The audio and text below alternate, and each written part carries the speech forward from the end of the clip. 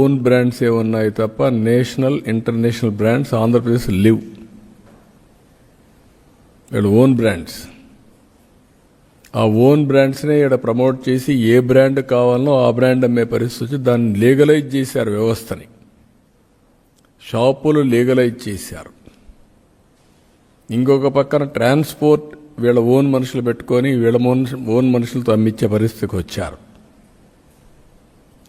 ఇంకొక పక్క దీనికి ఒక జవాబుదారీతనం లేకుండా అన్ని డిస్టరీస్ని హ్యాండ్ ఓవర్ చేసుకున్నారు. బలవంతంగా హ్యాండ్ ఓవర్ చేసుకునే పరిస్థితికి వచ్చారు.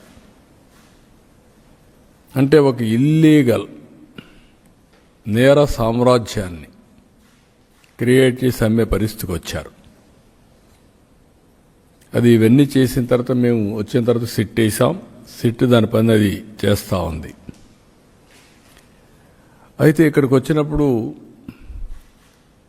అంత పెద్ద స్కామ్ జరిగిన తర్వాత రాష్ట్రంలో ఒక భయం ఉండాల్సిన అవసరం ఉంది. భయం లేకుండా బరిదెగిచ్చారంటే there is some conspiracy again. అంటే ఎవరైనా సరే నేను ఒక్కసారి చెప్పానంటే కంట్రోల్లో ఉంటే వాళ్ళు సర్వైవ్ అవుతారు. కంట్రోల్ తప్పి ఇష్టానుసారంగా మేము చేస్తాం, మీ వల్ల అయింది మీరు చేయండి అంటే మాత్రం నేను ఆ రోజు కూడా చెప్పా, ఒకసారి కొరడా తీసుకుంటే మాత్రం విశిక్షణ ఉండదు. నేరస్తులు ఎవడైనా ఎవరి ముసుగులో వచ్చినా ఎవరు ముసుగేసినా ముసుగు తీసి నేరస్తుల్నే చూస్తానని చెప్పి నేను చాలా స్పష్టంగా చెప్పాను. అందుకే ఒక పక్క ప్రక్షాళన, ఒక పక్క ఇలాంటి నేరాలు చేసే వాళ్ళని వన్స్ ఫర్ ఆల్ ఈ రాష్ట్రంలో ఒక ఫ్యాన్సీ తయారైంది. నేను చాలా రోజులు మీరు చూస్తే ఈరోజు కాదు, నేను రాజకీయాల్లో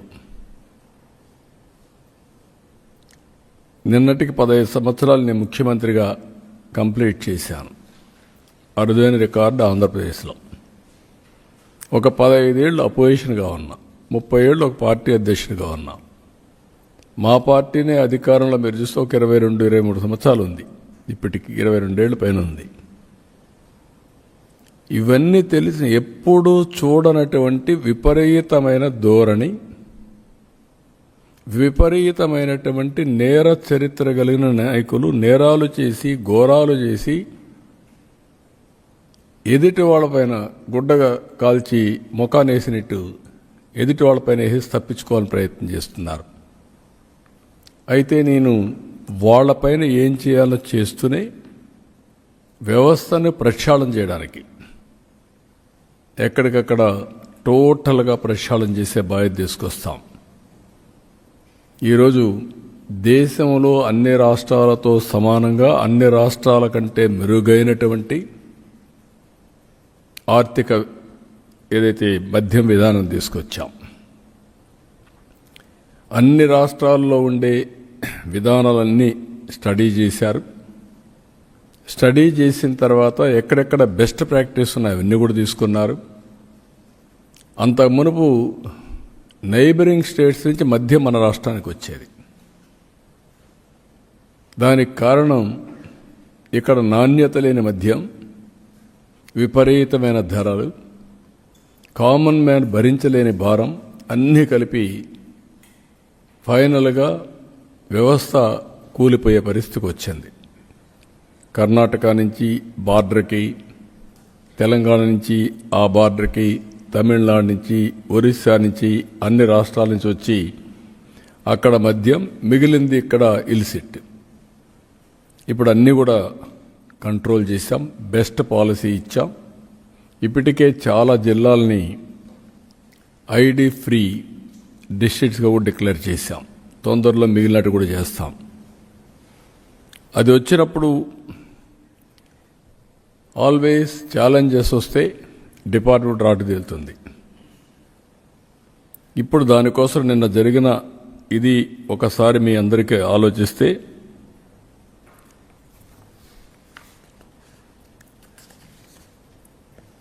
నకిలీ మద్యం మొలకల చెరువు 23 మంది నిందితులను గుర్తించాం, 16 మందిని అరెస్ట్ చేశాం. ఇబ్రహీంపట్నంలో 12 మంది నిందితులుగా గుర్తించి 7 మందిని అరెస్ట్ చేశాం.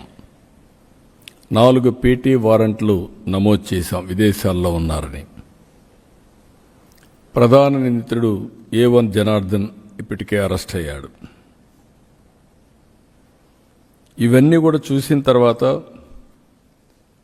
ఈరోజు ఇన్వెస్టిగేషన్ చేస్తూ ఉంటే నాకు వచ్చినట్టు నేను ఎప్పటికప్పుడు బ్రీఫింగ్ తీసుకుంటున్నాను.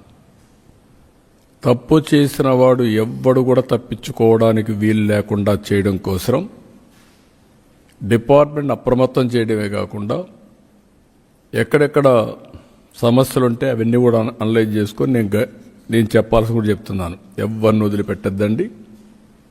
అందుకే మా పార్టీ వాడైనా కూడా ఇమ్మీడియట్గా సస్పెండ్ చేశాం. ముందు వెనక చూడలా, ఒక్కరోజు కూడా చూడలా.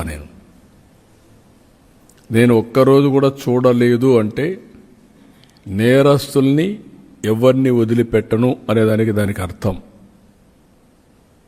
అది అయిన తర్వాత ఈరోజు మీరు చూస్తే నేను ఎప్పుడు కూడా పేద ప్రజల ఆరోగ్యం కంటే నాకు ఏది ముఖ్యం కాదు. నేను పదే పదే చెప్తున్నాను. అది చెప్పినప్పుడు మొలకల చెరువు వచ్చిన సంఘటన ఫస్ట్ బయట పెట్టింది మా వాళ్ళు లీడ్ తీసుకొని చేశారు. కానీ మూలాలకు పోతే కొన్ని షాకింగ్ వార్తలు కూడా వస్తున్నాయి. ఆ షాకింగ్ వార్తలు ఇప్పుడే నేను చెప్పను మీకు. ఇవన్నీ వాస్తవాలు బయట రావాలి. దీన్ని అంత ఈజీగా వదిలిపెట్టను. ఇవి చూసిన తర్వాత నాకు అనిపించింది దీన్ని ఒక సిట్ వేసి టోటల్గా ప్రక్షాళన చేయడానికి ముందుకు పోవాల్సిన అవసరం ఉంది. అందుకే GVG Ashok Kumar IPS IGP Eluru range, Rahul Dev Sharma IPS director enforcement provision and excise, K Chakravarthy IPS SP CID, Mallika Garg IPS ఇప్పుడు టెక్నికల్ మెంబర్గా ఉంది. అదే మరి ఆర్టీజీఎస్ కూడా పనిచేస్తుంది ఆవిడ్ని. ఈ నలుగురిని ఎక్సైజ్ డిపార్ట్మెంట్లో ఇంకొకరిని తీసుకొని, అనుభవం ఉండే సబ్జెక్ట్ ఎక్స్పర్ట్ని ఒకరు తీసుకొని వీళ్ళందరూ కలిసి ఏం జరిగిందో మొత్తం ప్రక్షాళన చేసే దిశగా, తిరిగి ఎలాంటి నేరాలు చేయాలంటే వణుకు పుట్టేట్టుగా చేస్తాం. వీళ్ళు ఆఫ్రికాలో కొన్ని నేర్చుకున్నారు. మూలాలు అక్కడి నుంచి స్టార్ట్ అవుతున్నాయి. ఆఫ్రికాలో నేర్చుకునింది ఇక్కడ ఆంధ్రప్రదేశ్లో అమలు చేయాలని కూడా చూస్తున్నారు. అది ఇక్కడ సాగదు. దీనికి కూడా రాజకీయ ముసుగు ఒడిదొడుక్కున్నారు. ఆ రాజకీయ ముసుగు దొడుక్కొని ఇలాంటి తప్పుడు పనులన్నీ చేసే పరిస్థితికి వచ్చారు.